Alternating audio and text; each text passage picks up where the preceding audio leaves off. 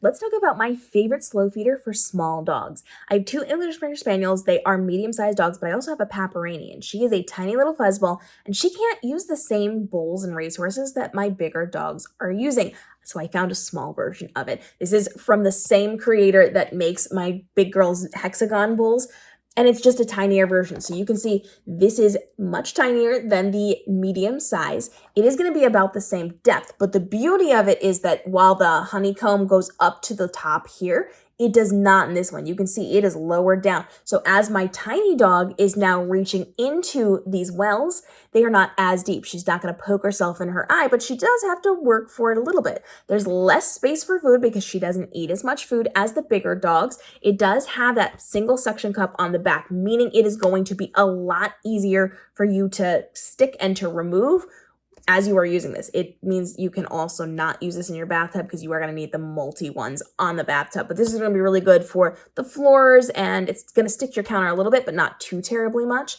It is soft silicone. So this is all foldable, and the wells on the inside are going to be foldable. So while it doesn't matter quite as much to little dogs because they're not going at it like the medium size and big dogs are, they're still not going to get hurt. So even if they do get really overexcited about their food and they're pulling on it, they are not going to be able to do too much damage to this. They're also not going to hurt their noses or their teeth while they are trying to get it if they misjudge a little bit.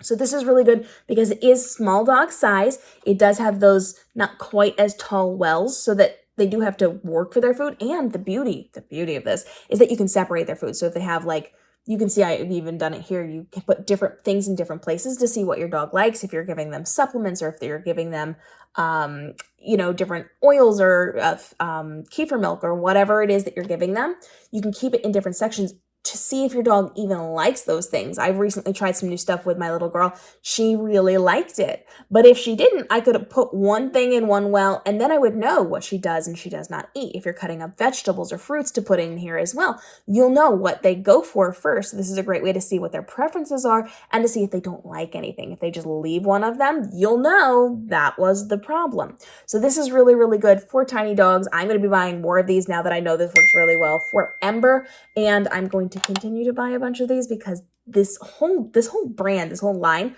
really, really good.